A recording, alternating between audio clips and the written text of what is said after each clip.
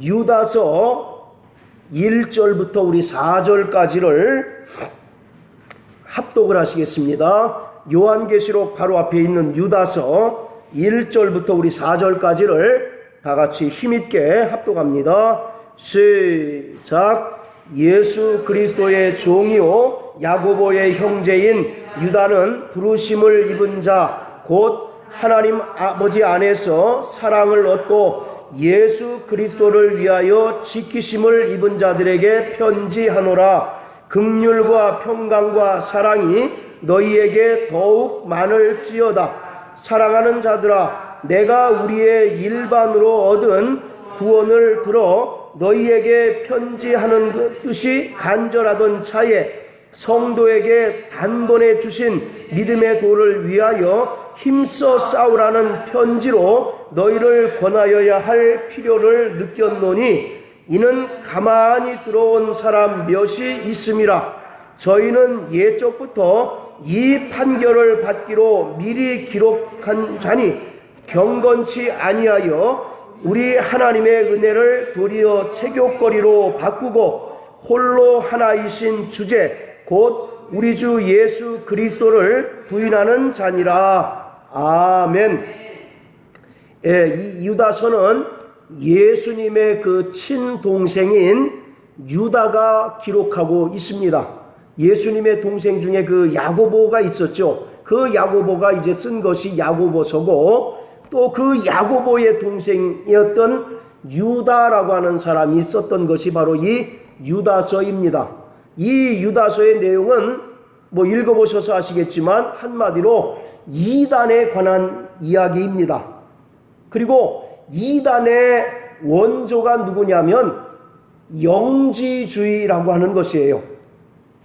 그래서 오늘 이 유다서는 이단에 대해서 어떻게 효과적으로 대처하고 또 그들과 끝까지 어떻게 우리가 승리하며 싸울 것인가를 기록하고 있는 것이 이 유다서 전체의 내용인 것입니다. 바로 이단이라고 하는 말은 분파 그런 뜻이에요. 즉 진리에서 벗어나서 진리 외에 다른 것을 주장하고 또 그것을 믿는 자들을 성경은 이단이라고 이렇게 이야기합니다.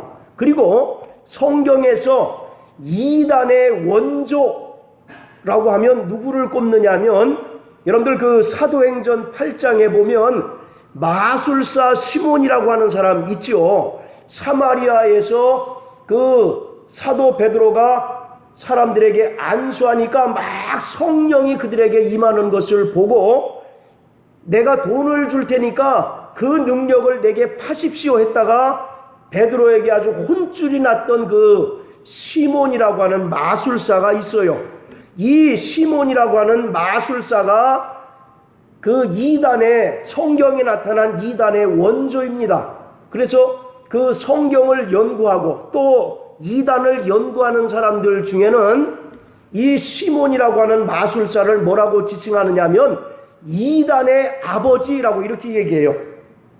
그래서 이 사람을 시몬 마구스라고 이렇게 얘기합니다. 시몬 마구스. 이 마구스라고 하는 말은 마술사 그런 뜻이에요. 여기서 영어 매직이라고 하는 단어가 나왔고요. 그래서 이 시몬이라고 하는 마술사가 성경에 나타난 이단의 원조격이고 아버지입니다. 이 사람에 의해서 영지주의가 이제 만들어지게 됐고 그리고 이 사람이 로마에 가서 적지 않은 그리스도인들을 타락시킵니다. 그래서 베드로에게 또 한 번 이제 혼쭐이 나요. 뿐만 아니라 자신에게 어떤 많은 희한한 능력들이 나타나는 것을 이제 봄으로써 많은 사람들이 자신을 숭배하라고 합니다. 그리고 이제 성적으로 굉장히 문란하고 또 성적으로 타락한 그런 이제 삶을 살았던 자가 그 마술사 시몬. 그래서 모든 성경에 이제 그 이단의 원조는 바로 시몬 마구스라고 하는 사람을 바로 꼽습니다. 예수 그리스도의 성육신을 통한 십자가의 속죄 사역과 예수의 부활은 단번에 이루어졌습니다. 그리고 그로 말미암은 우리의 죄 사함과 또 칭의도 바로 단번에 이루어졌습니다. 그래서 3절에 보면 성도에게 단번에 주신 믿음의 도를 위하여 라고 이렇게 기록하고 있는데, 여기서 단번에라고 하는 말은 기독교 구원의 핵심 메시지는 단번에 전해진 것으로서 결코 변할 수 없는 진리다라고 하는 바로 그런 의미를 가지고 있습니다. 즉 진리의 불변성을 강조하고 있는 말이 단번에라고 하는 그러한 이제 단어의 뜻입니다. 자, 성경에서 증거하고 있는 예수 외에 다른 예수가 있습니까? 없습니까? 예, 성경에서 증거하고 있는 예수 외에 다른 예수는 없습니다. 그리고 다른 복음도 없을 뿐만 아니라 더더욱 다른 성령은 없습니다. 바로 고린도후서 11장 4절에 보면 다른 예수, 다른 복음, 또 다른 영을 전하는데 너희가 잘 용납하는도다. 다른 복음은 없나니 이것은 다만 너희를 혼란케 하는 것이다 라고 이렇게 이야기하고 있습니다. 오늘 이와 같이 성경에서 보증하고 있는, 증거하고 있는 예수 외에 다른 예수는 없는 거예요. 그래서 바로 자칭 내가 예수다라고 하는 사람들은 전부 다 가짜인 것입니다. 그런데 초대교회뿐만 아니라 오늘날에도 진리를 부정하고 또 진리를 혼잡케 함으로써 잘못된, 바로 이 거짓된 복음을 전함으로써 잘못된 길로 빠지게 하는 거짓 교사들이 가만히 교회 안에 들어오게 되었다라고 이렇게 말씀하고 있는 것이에요. 이러한 자들은 외적으로 보면 교회의 일원처럼 보입니다. 그리고 우리와 거의 똑같이 행동하고 똑같은 모습으로 신앙생활하는 것 같지만 내적으로 보면 그들은 전혀 교회에 속한 자들이 아니라는 거예요. 그러므로 우리 성도들은 단번에 주신 믿음의 도를 지키기 위해서 힘써 싸워야 될 것을 우리에게 권면하고 있는 것이 오늘 바로 이 유다서의 말씀인 것입니다. 마태복음 13장 24절부터 30절까지 보면 예수님의 그 가라지 비유가 있습니다. 예수님의 그 가라지 비유의 뜻은 무엇이냐면 이 세상에 존재하는 교회는 불완전하며 그 교회 안에 거짓 선지자가 들어오고 거짓 선지자가 나타나서 천국의 아들들인 성도들을 미혹하게 한다라고 하는 것을 말씀하고 있는 것입니다. 자, 우리 여기 표시해 놓으시고 마태복음 13장 우리 다 같이 한번 보시겠습니다. 자, 마태복음 13장 24절부터 우리 30절까지 우리 김영미 집사님 한번 빨리 한번 읽어 주십시오. 예수께서 그들 앞에 또 비유를 베풀어 가라사대 천국은 돌씨를 대밭에 뿌린 사람과 같으니 사람들이 잘 때 그 원수가 와서 그 집 가운데 가라지를 베풀이고 왔더니 싹이 나고 결실할 때에 가라지도 보이거늘 집주인의 종들이 와서 말하되 주여 밭에 좋은 씨를 심지 아니하였나이까. 그러면 가라지가 어디서 생겼나이까. 주인이 가로되 원수가 이렇게 하였구나. 종들이 말하되 그러면 우리가 가서 이것을 뽑기를 원하시나이까. 주인이 가로되 가만두어라. 가라지를 뽑다가 꼭시까지 뽑을까 염려하노라. 둘다 추수 때까지 함께 자라게 두어라. 추수 때에 내가 추수꾼들에게 말하기를 가라지는 먼저 돌로 불살하게 나무로 붓고 곡식 농부와 내 곡간에 넣으리라 하리라. 예, 바로 곡식 가운데 가라지를 뿌렸다라고 이렇게 얘기하고 있어요. 이 얘기는 이 세상에 있는 교회는 완전한 교회겠습니까? 불완전한 교회겠습니까? 예, 여전히 마귀가 지배하고 있는 이 세상 가운데 있기 때문에 주님의 몸된 교회는 불완전할 수밖에 없는 것이죠. 그리고 또 거짓 선지자가 가만히 또 몰래 교회에 들어와서 거짓 복음을 통해서 천국의 아들들인 성도들을 미혹한다라고 하는 것을 지금 주님께서 말씀하고 계시거든요. 그리고 특히 25절에 보시면 사람들이 잘 때 그 원수가 와서 곡식 가운데 가라지를 덧뿌렸다라고 이렇게 얘기하고 있어요. 그러므로 우리는 말세를 살아가는 성도들은 항상 깨어있어 기도해야 합니다. 뿐만 아니라 우리가 말씀에 분명히 서서 진리를 통해서 그 거짓과 참을 분별할 수 있는 능력이 있지 않으면 우리도 어느 틈엔가 거짓 복음에 속아서 미혹당할 수밖에 없다라고 하는 사실을 지금 주님께서 이 비유를 통해서 경계하고 계십니다.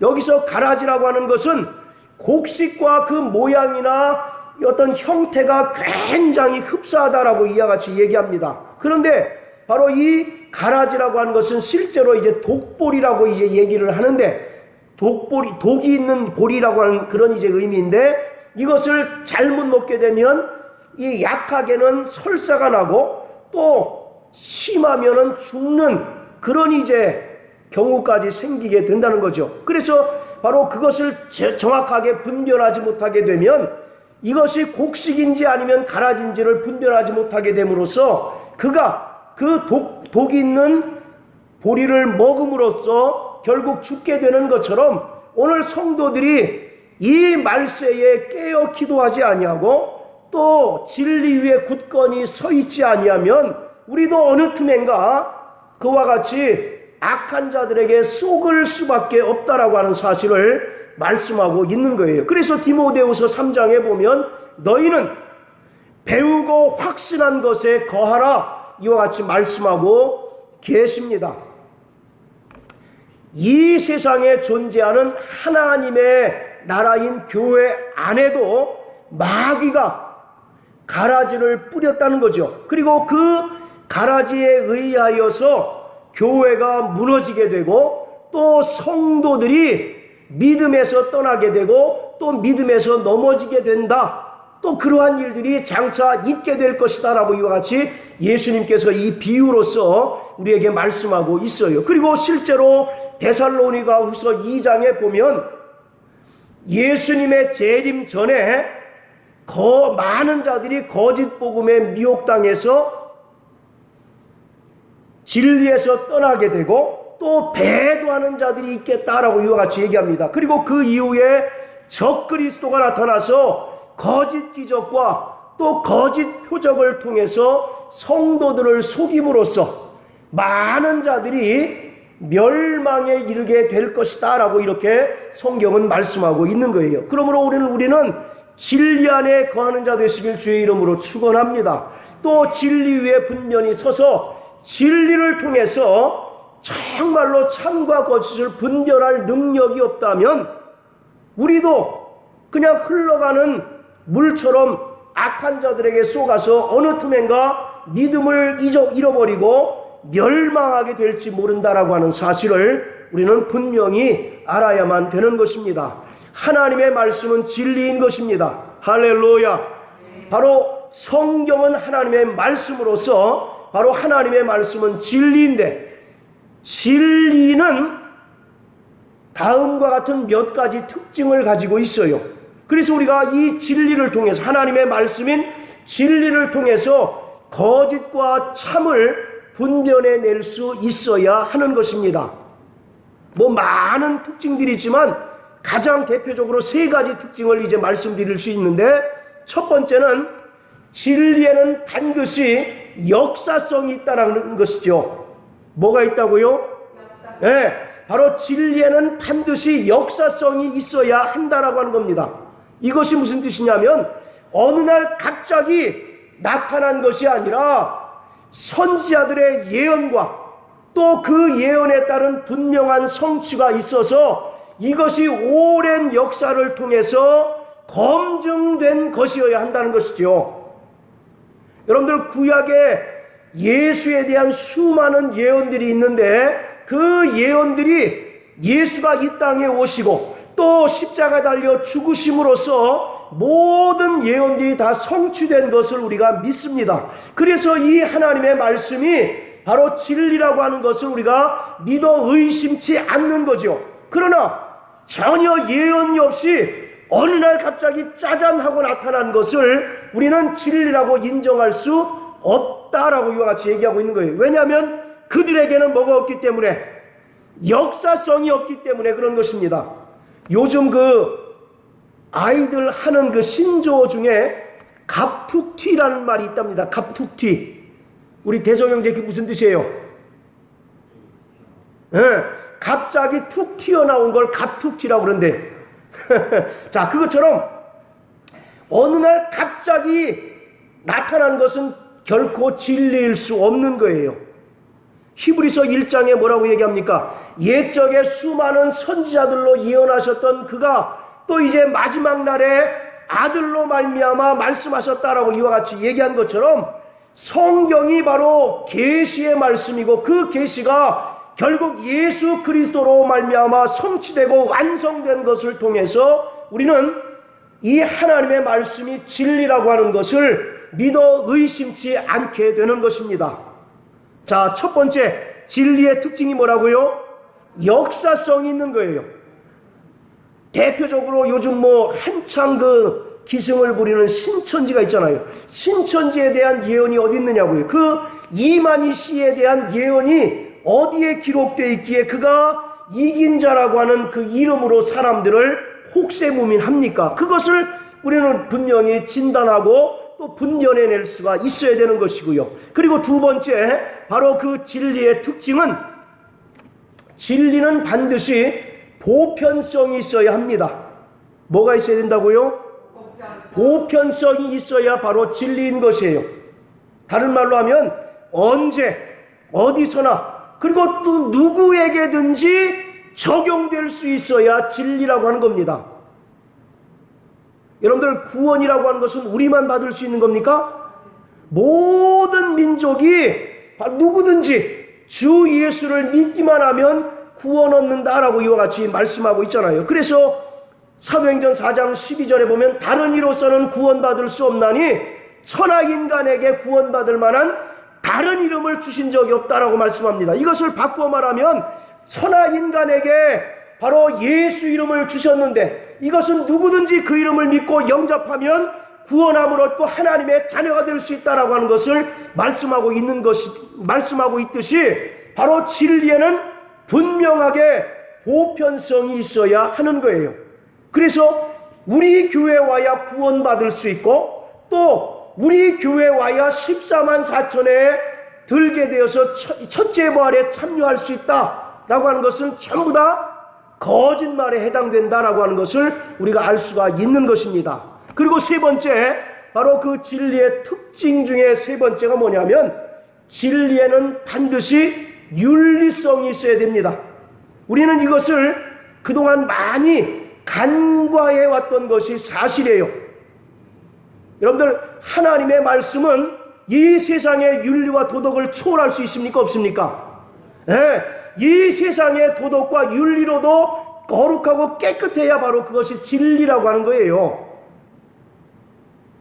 이와 같이 진리라고 하는 것은 이 세상의 도덕적인 잣대나 또는 윤리적인 잣대로 이제 그 견주더라도 결코 지저분하거나 더럽지 않고 항상 깨끗하고 또 거룩한 것이 바로 진리인 것입니다. 물론 자, 이것을 완벽하게 다 이룰 수 있는 사람이 있겠어요? 없겠어요? 없죠. 누구나 다 행실적으로 또 윤리나 도덕적으로 흠결이 있게 마련이에요. 그래서 바로 성경은 날마다 회개하는 인생을 살으라고 말씀하고 계십니다.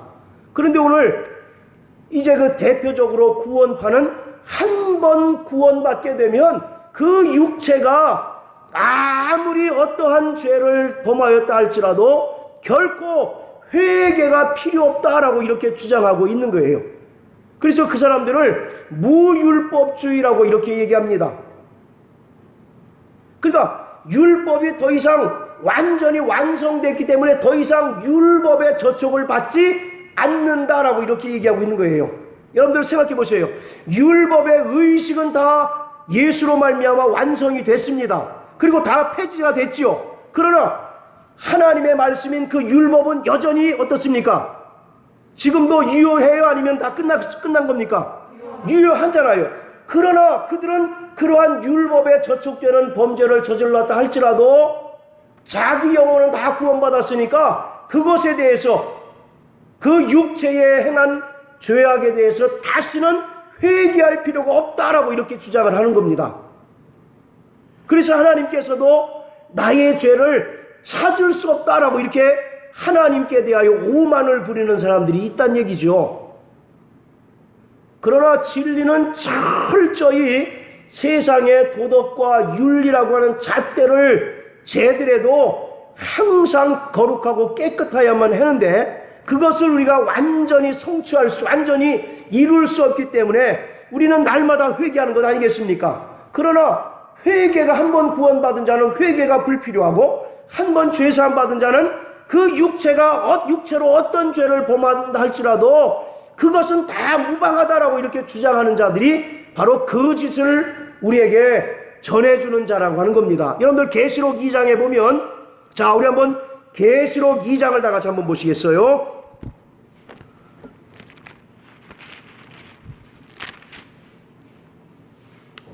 자, 계시록 2장 14절 15절 우리 다 같이 읽습니다. 시작. 그러나 내게 그와 같이 생활할 곳이 있나니 거기 내게 발람의 교훈을 지키는 자들이 있도다. 발람이 발람으로서 이스라엘의 교훈을 불러와 우상의 제물을 먹게 하였고 또 행음하게 하야 되니라. 이와 같이 내게도 니골라당의 교훈을 지키는 자들이 있도다. 예, 바로 여기서 니골라당의 교훈을 지키는 자들이 누구냐면 금방 말씀드렸던 무율법주의자들, 다른 말로 하면 율법 폐기론자들이라고 이렇게 이제 얘기하는 그러한 사람들을 얘기하는 거예요. 지금 그러한 사람들은 지금 우리가 살고 있는 이 시대에만 있었던 것이 아니라 이미 한창 성령이 충만한 그 초대교회에도 이러한 자들이 교회 내에 도사리고 이러한 자들이 교회 내에 있음으로써 거짓 교훈을 전함으로써 많은 사람들을 타락하게 만들었다라고 하는 겁니다. 여기서 니골라당의 교훈이라는 게 뭐냐면 한마디로 얘기하면 나는 영혼이 구원받았기 때문에 육체는 어떠한 범죄를 저질러도 상관없다. 다 죄사함 받았다라고 이렇게 주장하는 사람들이에요. 그러니까 성적으로 아무리 방탕하게 살고 또는 세상적인 어떤 도덕과 윤리적으로 볼 때 이는 폐륜도 더 이상 이런 폐륜이 없다라고 할 만큼 극악한 일을 행하였다 할지라도 그들은 자유하다라고 이렇게 주장하는 자들이 있었다는 겁니다. 여러분들 진짜 그렇습니까? 그래서 우리는 날마다 회개하는 것 아니겠어요? 날마다 회개라는 은혜를 하나님께서 주셨건만 초대교회 때도 그렇고 오늘날에도 그렇고 여전히 영혼과 육체라고 하는 이분법적인 그런 그 사고로 인해서 영은 깨끗하고 육체는 더러우니까 육체는 이 세상에서 함부로 굴려도 전혀 구원에 영향을 줄 수 없다라고 주장하는 사람들이 결국 바로 니골라당이라고 하는 겁니다. 그리고 그 14절에 보세요. 이 사람들은 발람의 교훈을 지키는 자들이다라고 이렇게 얘기합니다. 발람의 교훈이라고 하는 것이 뭐냐면 민수기에 보면 이스라엘 백성들이 이제 그 광야를 지나는 동안 거짓 선자인 발람에게 이제 속아서 그 바알부올이라고 하는 그 우상을 그 숭배하는 그런 사건을 지금 이야기하고 있는 건데 그 바알부올에게 우상을 숭배하는 그 절차가 어떠냐면 그 바알부올을 섬기는 그 여자 제사장들하고 성관계를 맺어야만 되는 겁니다. 그래서 민수기 25장에 보면 모세가 그 사람들을 다 어떻게 합니까? 자, 우리 민수기 25장 한번 보세요.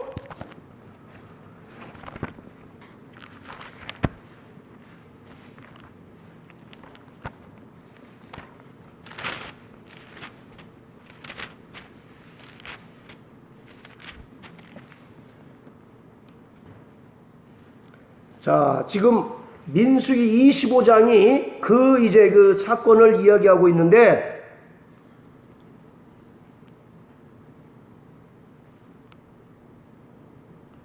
자, 우리 3절부터 한번 9절까지 우리, 자, 사모님 한번 읽어주세요. 민수기 25장 3절부터 9절까지.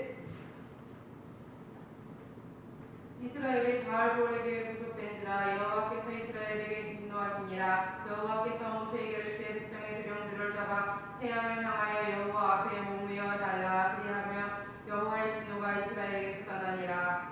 모세가 이스라엘 사사들에게 이르되 너희는 각기 바나라는 자 중 바알볼에게 구속한 사람들을 죽이라 하니라. 이스라엘 자손의 온 회중이 회막문에서 올 때에 이스라엘 자손 한 사람이 모세와 온 회중의 옥전에 미디안의 한 여인을 데리고 그 형제에게로 온지라. 제사장 아론의 손자 엘야살의 아들 비느하스가 보고 회중의 가운데서 일어나 손에 창을 들고 그 이스라엘 남자를 따라 그의 막에 들어가서 이스라엘 남자와 그 여인의 배를 꿰뚫어서 두 사람을 죽이니 연병이 이스라엘 자손에게서 그쳤더라. 그 연병으로 죽은 자가 24,000명이었더라. 예, 이것이 발람의 그 거짓 계시에 속아가지고 이스라엘 백성들이 바알부올이라고 하는 그 우상에게 이제 그 숭배하는 사건입니다. 그런데 이 바알부올이라고 하는 이제 그 신에게 제사하는 방법은 좀 독특해서 그 앞에 여사제들하고 이제 그 성적인 관계를 맺어야 되는 거예요.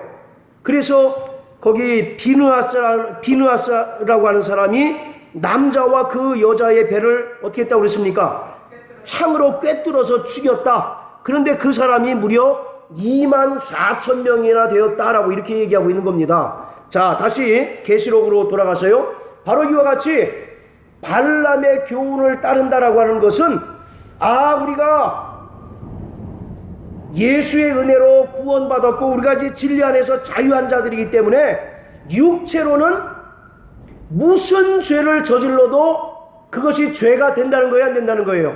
죄가 안 된다. 그러므로 마음껏 우리가 성적인 타락을 저질러도 전혀 무방하다라고 이렇게 주장하는 자들이 누구냐면 니골라당의 바로 교훈이라고 하는 겁니다. 그러니까 바로 이 진리에는 분명한 윤리성이 있어야 되는 거예요. 그동안 우리 교회가 이것을 간과해 왔기 때문에 여러분들도 잘 아시지 않습니까? 정말 목사가 정말 하지 말아야 될 일들을 행함으로써 그 당사자뿐만 아니라 기독교회 전체가 오명을 뒤집어 쓰고 기독교가 더 이상 바로 전도의 문이 막히는 그러한 이제 불상사가 정말 우리에게 나타난 것을 우리가 다 겪고 있지 않습니까? 그러므로 우리 스스로도 신앙생활하기가 너무나 힘든 그러한 때를 지금 우리가 살고 있는 거예요. 왜냐하면 우리가 진리의 말씀을 따라 살지 아니하고 또 그 진리를 따라서 참과 거짓을 올바로 분별하지 못하고 가만히 들어온 자들의 그 거짓 교훈을 용납하고 그들의 꾀임에 속아서 우리도 그들과 같이 타락한 삶을 살았기 때문에 그렇습니다. 오늘 이 세 가지는 반드시 기억해 두시기를 바랍니다. 자, 첫 번째 진리의 특징이 뭐였어요? 역사성이 있어야 돼요. 그 역사성이라는 게 뭡니까? 예언과 성취가 검증이 되어야 된다는 겁니다. 그리고 두 번째는 진리에는 반드시 보편성이 있어야 되는 거예요. 우리 교회 들어와야 구원 얻는다. 우리 구원파에 와야 구원받을 수 있다. 그리고 정확한 연월 일시를 알아야 구원받는다. 전부 이게 다 거짓 교훈인 것입니다. 그리고 우리 민족에게만 하나님을 보내셨다. 또 사랑하셨다. 그게 진리겠어요? 아니겠어요? 그것은 진리가 될 수가 없는 거예요. 왜냐하면 하나님은 모든 만민의 하나님이시고 모든 세상을 다 사랑하시는 분이시잖아요. 그래서 요한복음 3장 16절도 하나님이 세상을 이처럼 사랑하셨다라고 기록하고 있지 않습니까? 이스라엘만 사랑하셨다라고 하는 것이 아니라 천하 만민을 사랑하시고 모든 만민에게 예수 이름을 주셨던 것처럼 진리에는 분명한 보편성이 있어야 하는 것이에요. 미국에서 나타난 그 놀라운 능력이 한국에서도 동일하게 나타나야 그것이 진리 아니겠습니까? 그런데 어느 지역에서 나타나는데 또 상대적으로 어느 지역에서 나타나지 않는다. 진리예요, 아니에요? 그건 희한한 일은 될 수 있어도 결코 진리라고 인정받을 수 없다라고 하는 겁니다. 그리고 진리의 세 번째 특성은 우리가 그동안 너무 간과해 왔던 거죠. 뭐가 있어야 된다고요? 윤리성이 있어야 된다는 겁니다. 도덕적으로 윤리적으로도 흠결이 없어야 된다. 그러나 그것에 자유로운 사람이 있어요, 없어요? 그것에 자유로운 사람이 없기 때문에 하나님은 우리에게 뭘 주셨습니까? 회개라고 하는 은혜를 베풀어 주셨어요.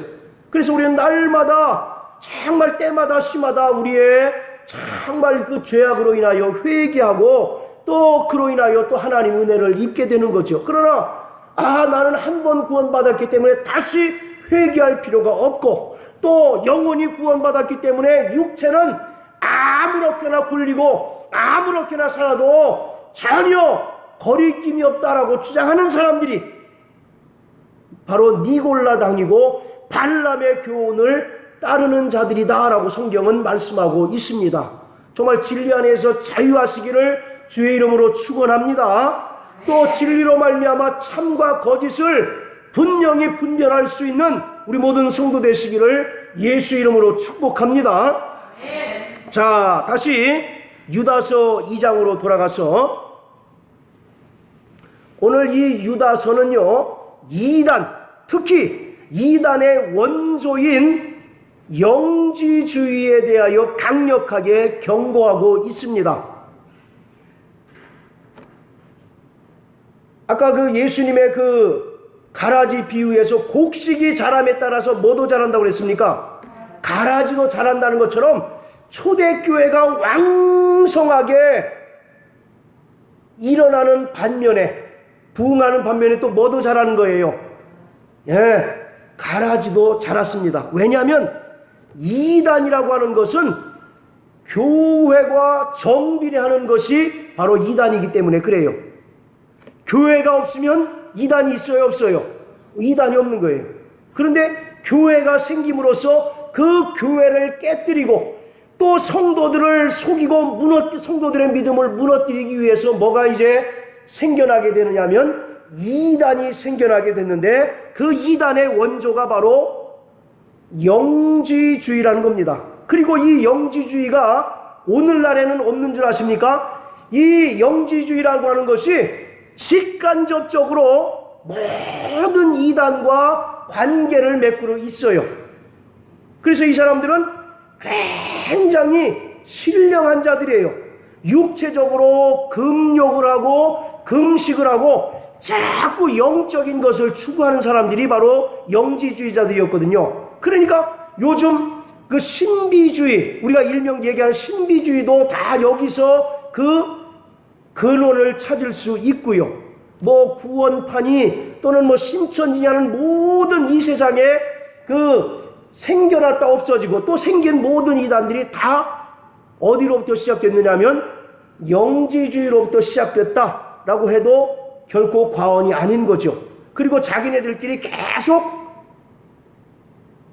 업그레이드 되는 거예요. 업그레이드. 좀 더 강한 교리로 이제 점점 무장하게 되는 거죠. 그래서 교회를 이제 사정없이 깨고 무너뜨리려고 하는 것이 근본적으로 이단의 목적이고 바로 적그리스도의 목적이라는 거죠.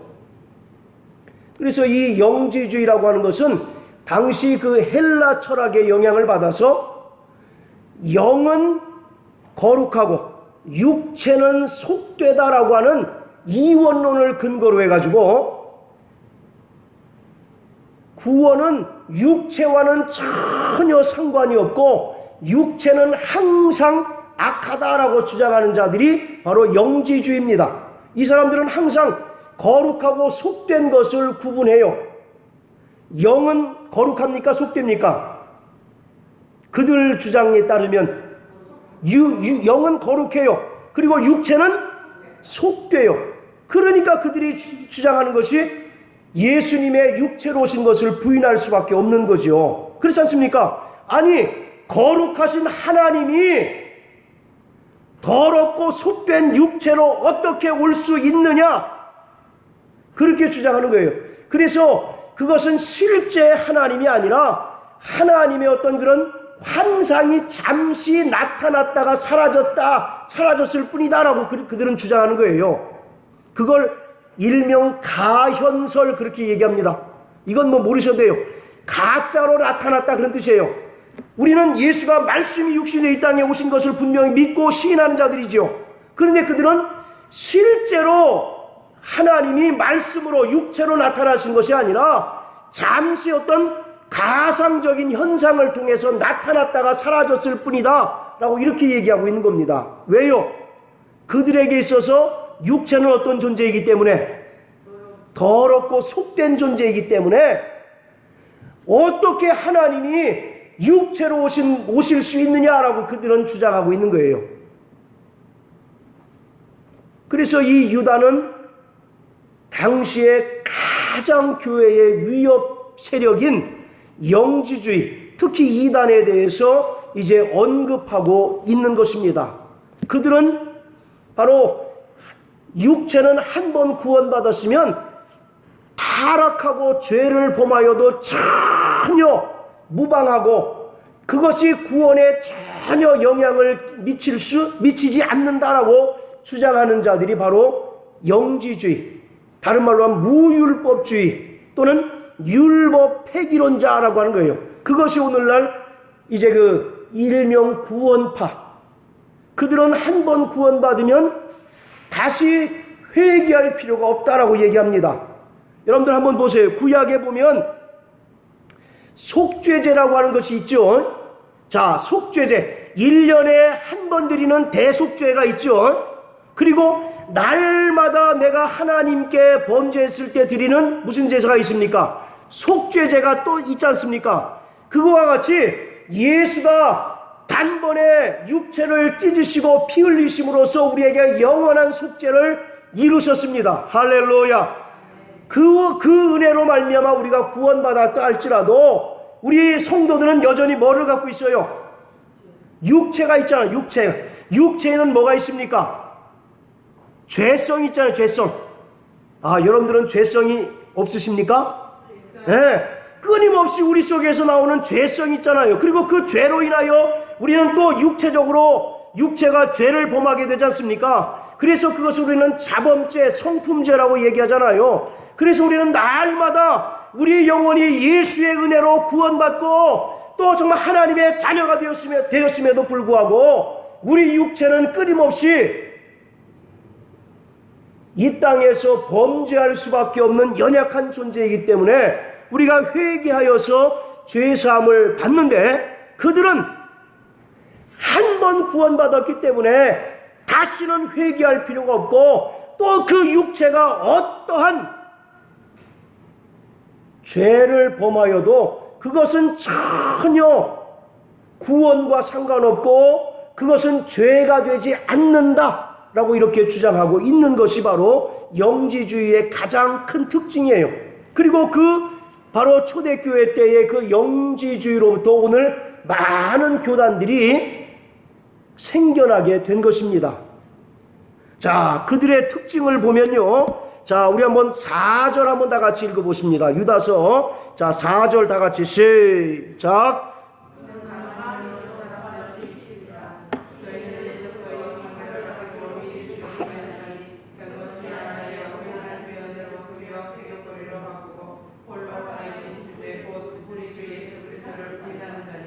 예, 그들은 어떻게 교회 안에 들어왔다고요?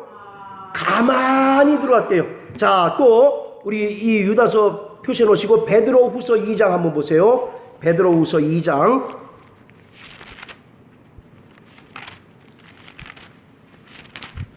베드로후서 2장 1절 우리 대성형제 한번 읽어주세요.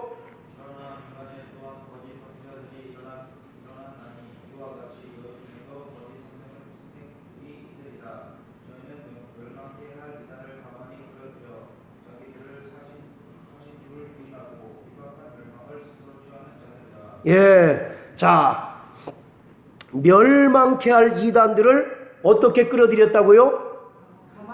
가만히 끌어들였어요. 그러니까 이단은 내가 이단입니다 하고 공식적으로 이렇게 자신의 정체를 드러내고 들어오는 사람이 있겠어요? 없겠어요? 없지요. 그래서 아까 마태복음 13장에는 악한 마귀가 가라지를 어느 때 뿌렸다고 얘기합니까? 밤에? 잠잘 때잖아요. 그러니까 우리는 늘 깨어 있어야 되는 거예요.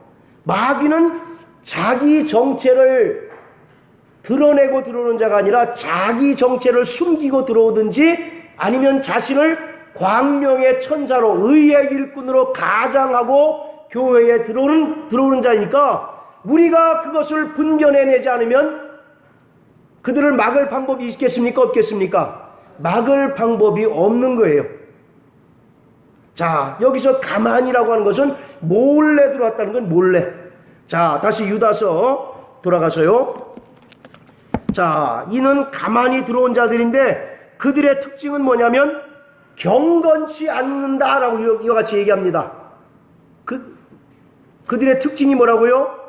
경건치 않다. 여기서 경건하다라고 하는 뜻은 하나님을 경유하다 그런 뜻입니다. 하나님을 그들은 경유하지 않아요. 즉 다른 말로 하면 고의적으로 하나님의 말씀의 권위를 무시하고 자기 마음대로 악을 행하는 자들이라는 뜻입니다. 우리는 하나님 말씀의 권위에 순종하고 복종하지 않습니까? 그러나 정말 이단들은 고의적으로 하나님의 말씀의 권위를 부정하고 무시하고 그래서 자기 육체로 마음대로 악을 행하게 되는 겁니다. 생각해 보세요. 성적으로 타락한 자들이 하나님 말씀이 무섭다면 그 성적으로 타락하겠습니까? 안 하겠습니까? 안 하잖아요. 그러나 나는 이미 구원받았으니까 내 육체는 마음대로 굴려도 상관없다라고 이와 같이 하나님의 그 말씀의 권위를 무시하고 또 그 말씀의 권위를 부정하기 때문에 그러한 일들을 벌이게 되는 것이죠. 자, 그리고 두 번째, 그들은 우리 하나님의 은혜를 도리어 뭐로 바꾼다고요? 색욕거리로 바꾼다. 여기서 색욕거리라고 하는 것은 성적인 타락, 음란, 음행을 이야기하고 있는 겁니다. 자, 진리 안에서 자유하시면 아멘 하세요. 로마서 8장 1절 2절에 보면 그런즉 그리스도 예수 안에 있는 자는 결코 정죄함이 없나니 생명의 성령의 법으로 우리는 죄와 사망의 법에서 해방되었다라고 말씀하지 않습니까? 우리는 진리 안에서 자유한 자 아닙니까? 할렐루야. 자, 진리 안에서 자유한 자이시면 아멘 하세요. 자, 그런데 여기서 하나님의 은혜를 색욕거리로, 즉 성적인 방탕으로 바꾼다라고 하는 말은 예수 그리스도로 말미암아 주어진 성도들의 이 자유를 모든 도덕적인 제한조차도 무시할 수 있는 자유로 해석해서 그들이 성적으로 타락한다는 얘기입니다. 다른 쉽게 얘기하면 나는 이미 은혜 받은 자이기 때문에 내 육체로 성적인 타락을 아무리 하더라도 그게 죄가 된다는 얘기, 안 된다는 얘기예요. 죄가 안 된다라고 그들은 주장하는 겁니다. 왜? 나는 자유하기 때문에 그렇게 믿고 그렇게 성경을 해석하는 거예요.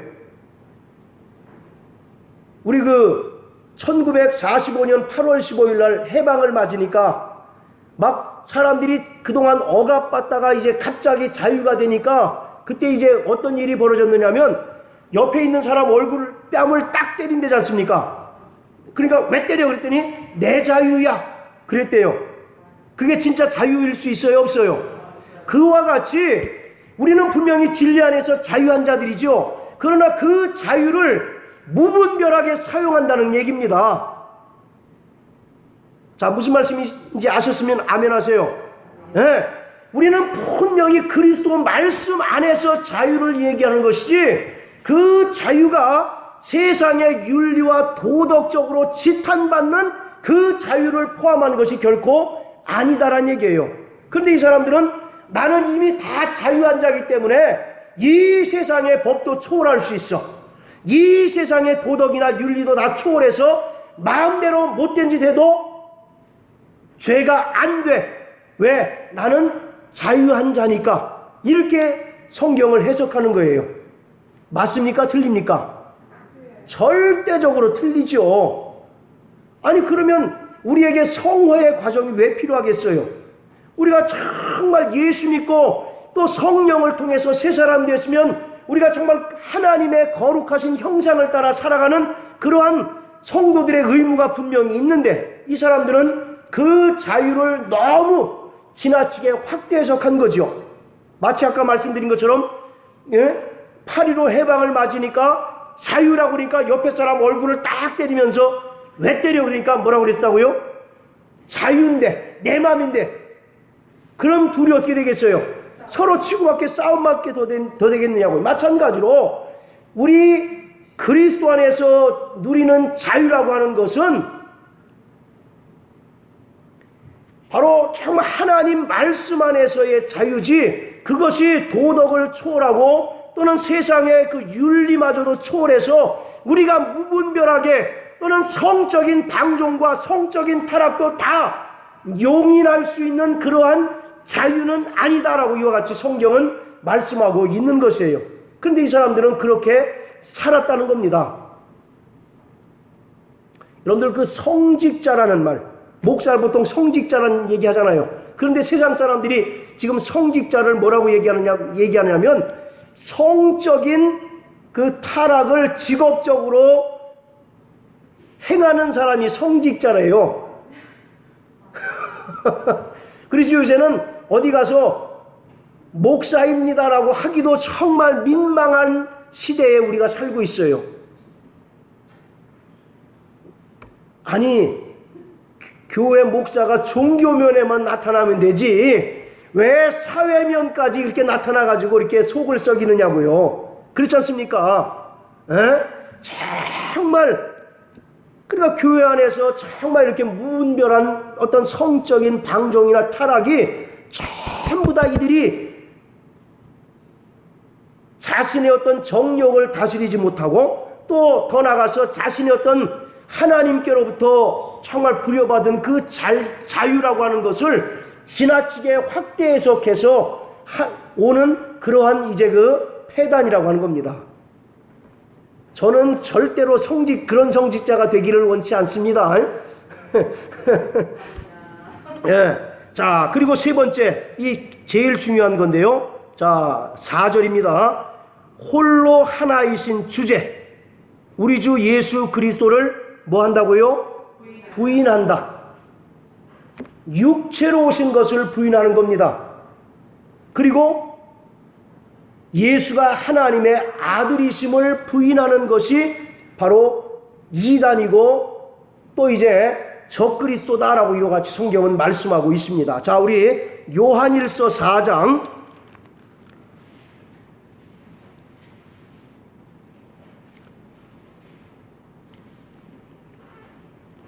자, 1절부터 우리 3절까지 정인함 성도님 한번 읽어주십시오. 요한일서 4장 1절부터 3절까지.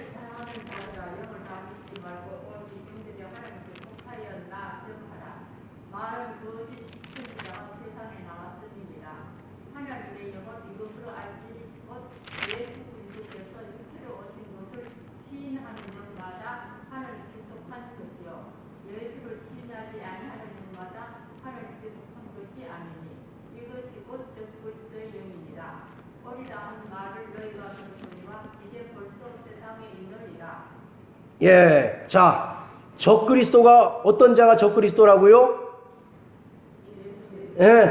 예수가 육체로 오신 것을 부인하는 자들이 바로 적그리스도입니다. 자, 그런데 예수가 육체로 오지 않으셨으면 우리가 구원받을 수 있었습니까? 없었습니까? 예수가 이 땅에 오셔서 십자가에 달려 죽으셨기 때문에 우리가 죄사함 받고 구원받을 수 있잖아요. 그런데 이들은 여전히 바로 예수가 육체로 오신 성육신을 부인하는 겁니다. 그러니까 이들은 결국 구원 받은 자들이겠어요? 못 받은 자들이겠습니까? 구원에 대하여 여전히 불분명한 자들이다 라고 이렇게 우리가 볼 수가 있는 거죠. 자, 그리고 또 2장을 한번 보세요. 요한일서 2장. 자, 18절부터 23절까지.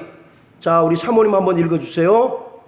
요한일서 2장 18절부터 23절까지. 아이들아, 이것이 마지막 때라. 적그리스도가 이르겠다 함을 너희가 들은 것 같이 지금도 많은 적그리스도가 일어났으니 이러므로 우리가 마지막 때인 줄 아노라. 저희가 우리에게 나갔으나 우리에게 속하지 아니하였나니 만일 우리에게 속하였다면 우리와 함께 거하였으려니와 저희가 나간 것은 다 우리에게 속하지 아니함을 나타내려 함이니라. 너희는 거룩하신 자에게서 기름 부음을 받고 모든 것을 아느니라. 내가 너희에게 쓴 것은 너희가 진리를 알지 못함을 인함이 아니라 너희가 아함을 인함이요 또 모든 거짓은 진리에서 나지 않음을 인함이니라. 거짓말하는 자가 누구뇨? 예수께서 그리스도이심을 부인하는 자가 아니뇨. 아버지와 아들을 부인하는 그가 적그리스도니 아들을 부인하는 자에게는 또한 아버지가 없으되 아들을 시인하는 자에게는 아버지도 있느니라. 할렐루야. 자, 그 적그리스도들도 여전히 예수가 그리스도이심을 부인하고 육체로 오신 것을 부인하고 또 예수가 하나님의 아들이심을 바로 부인하는 자들이 적그리스도요, 이단이요, 또 더 나가서 교회를 이제 해하려는 영지주의자들이다 라고 이렇게 얘기합니다. 지금 이 영지주의자들의 문제는요, 그 바울 서신서에 계속 언급이 돼 있어요. 그만큼 당시에 이러한 이단들로부터 교회가 막대한 피해를 받았고 또 실제로 많은 충만한 성도들이 정말 그러한 거짓 교훈에 빠져서 믿음을 저버리고 또 세상 밖으로 나갔다라고 하는 사실을 말씀해 주고 있습니다. 자, 우리 오른손 주먹 쥐시고 나 영혼아 진리를 알자. 우리 세 번 시작. 나 영혼아 진리를 알자. 나 영혼아 진리를 알자. 나 영혼아 진리를 알자. 할렐루야. 그러므로 이 마지막 때에 이러한 이단들과 진짜 이단들과 거짓 선자들과 적그리스도들이 할 수만 있으면 교회를 무너뜨리고 또 성도들을 꿰물어서 저들을 믿음에서 떠나게 하려는 이때에 우리가 어떻게 정말 우리의 믿음을 끝까지 지킬 수 있을까요? 진리에 굳게 서는 일밖에 없습니다. 할렐루야. 그래서 우리가 거짓 선자들의 미혹에 힘써 싸우는 일밖에 정말 다른 방법이 없다라고 하는 것을 오늘 유다서는 우리에게 말씀해 주고 있는 거예요. 예수 그리스도를 나의 구주로 시인하는 것은 우리 신앙생활의 기본이고 또 우리가 윤리적으로 성결된 삶을 살아가는 것은 성도들이 갖춰야 될 신앙의 열매라고 하는 사실입니다. 그러므로 자기 자신을 진리로 돌아보셔서 내 안에 혹시 정말 하나님 뜻과 정말 반하는 악하고 더러운 습관이 없는지 돌아보셔서 정말 일평생 진리 안에서 거하고 또 진리로 말미암아 자유하고 끝까지 진리 안에서 승리하는 우리 모든 성도 되시기를 주님의 이름으로 축원합니다. 자, 우리 마지막으로 유다서 20절 한 절 읽으시고 마치겠습니다. 자, 유다서 20절 우리 두 번을 읽겠습니다. 두 번 시작. 사랑하는 자들아, 너희는 너희의 지극히 거룩한 믿음 위에 자기를 건축하며 성령으로 기도하며 다시 한번 시작. 사랑하는 자들아, 너희는 너희의 지극히 거룩한 믿음 위에 자기를 건축하며 성령으로 기도하며. 자, 보세요. 지극히 거룩한 믿음 위에 자신을 건축하라. 이게 무슨 말씀이겠습니까? 진리 위에 굳건히 서라. 할렐루야. 그리고 우리가 날마다 성령으로 깨어 기도해야 된다는 것이죠. 여러분들 아까 이단들의 특징은 공개적으로 들어온다고 했습니까? 가만히. 또 마태복음 13장에는 우리가 뭐 할 때? 잘 때. 잘 때는 아무래도 우리 방비가 허술하지 않겠습니까? 그러므로 우리가 진리 위에 굳건히 서고 성령으로 기도할 때만이 진리로서 참과 거짓을 분별할 수 있게 된다라고 하는 겁니다. 할렐루야. 우리 시간 다 같이